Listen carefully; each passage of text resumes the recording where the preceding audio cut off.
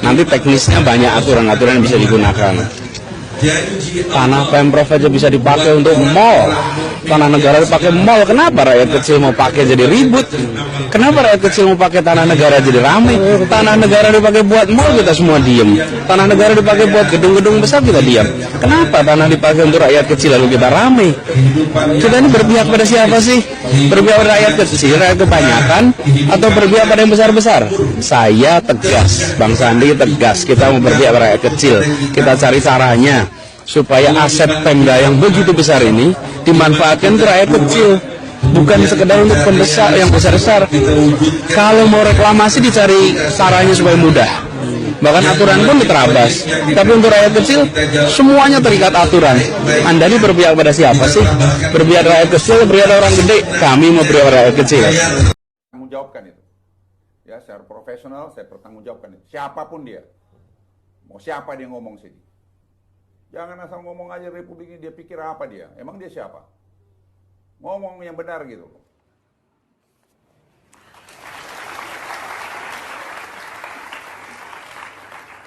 Tanggapan Anda, Pak Gubernur?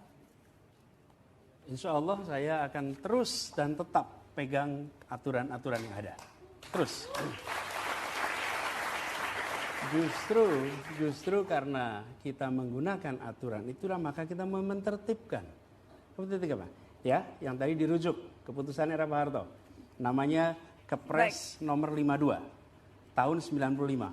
Jelas sekali, pasal 4 dikatakan di situ bahwa wewenang tanggung jawab reklamasi Pantura di tangan gubernur. Jelas tuh dikatakan. Lalu, ini menarik nih. Kemudian gubernur harus membentuk untuk melaksanakan reklamasi itu. Ini pasal 8. Untuk menyelenggarakan reklamasi Pantura, gubernur membuat sebuah badan pelaksana. Oke? Itu kata Kepres. Kemudian sesudah ada Kepres ini, tahun 95, Pemprov DKI membuat Perda. Oke? Perda nomor 8 tahun 95. Dan Perda itu mengatakan, di pasal 33, penyelenggaraan reklamasi dilakukan oleh badan pelaksana. Nah, sekarang yang terjadi, jangan sampai ada sebuah pihak membangun sesuatu. Saya ini bangun rumah di situ. Sudah saya bangun rumah atau bangun gedung tinggi, besar, tanpa mengikuti aturan. Kemudian saya bilang, tolong beri ini izin. Kenapa? Karena saya sudah membangun, saya sudah keluar banyak, saya sudah investasi, maka beri saya izin. Tidak bisa. Kalau Anda melanggar. Mas Dan Anies, ini pelanggaran. Mas Anies,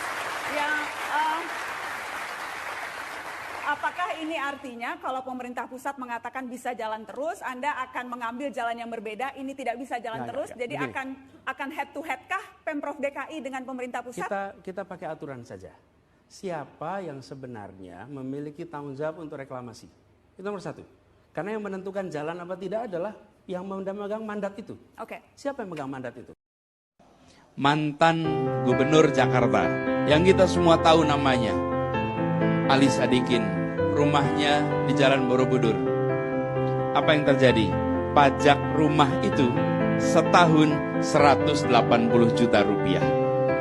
Dan anak turunannya iuran untuk membayar pajaknya. Seorang yang amat berjasa pada Jakarta, justru kita pajakin sebesar-besarnya. Sekarang kita ubah. Semua orang yang berjasa untuk Republik ini, inilah ibu kota, dan ibu kota menyampaikan terima kasih dan apresiasi kepada semua. Dengan apa? Membebaskan mereka dari pajak bumi dan bangunan. Dan begitu dibebaskan, banyak mengatakan terima kasih Pak Anies. Jawaban saya, Anda jangan berterima kasih kepada saya. Kami, generasi muda Republik ini yang harus menyampaikan terima kasih telah berjuang untuk bangsa Indonesia.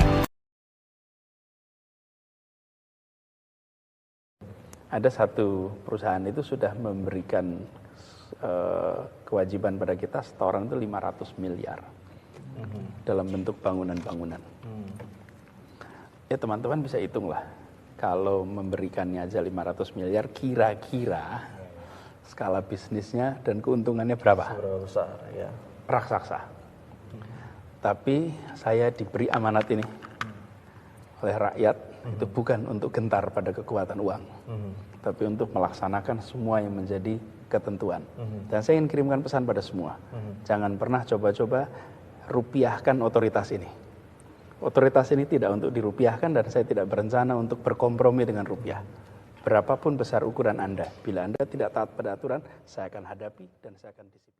Kalau dinaikkan 500% itu? Artinya, saudara-saudara yang tidak mampu, bersiaplah keluar dari Jakarta. Oke? Itu implisit. Bukan pendapatan pemerintah, ini artinya pelan-pelan nanti orang pada nunggak pajak. Setelah pelan-pelan nunggak pajak, ujungnya menjual tanah. Kalau menjual tanah kepada siapa? Berhenti, tidak ada lagi kenaikan seperti ini. Sekarang justru diubah. Mereka bahkan kalau lihat tempat-tempat yang strategis, bayangkan para pendiri republik ini. Ini contohnya, Toko Parmusi. Pak Natsir, kenapa Pak Natsir rumahnya dijual? Kenapa Haji Adam Malik rumahnya dijual? Kenapa tokoh-tokoh pendiri bangsa rumahnya satu-satu di Menteng itu lepas? Kenapa? Tidak mampu bayar pajak. Bayangkan mereka berjuang untuk kemerdekaan tanah ini dan mereka terusir akibat pajak tanah tempat mereka tinggal. Harus berhenti itu.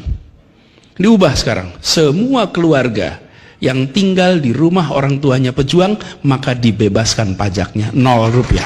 0. Tidak ada. Semua guru di Jakarta, guru pajaknya 0 rupiah.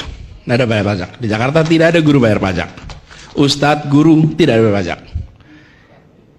Orang berjasa untuk republik ini semua tidak bayar pajak. Dan masyarakat pajaknya ditahan. Kenapa? Karena pajak bumi dan bangunan itu adalah instrumen menentukan siapa tinggal di mana, Bapak Ibu sekalian. Kita tidak ingin kota ini secara tidak sadar kita biarkan satu-satu yang di bawah itu dipindahin. Anies.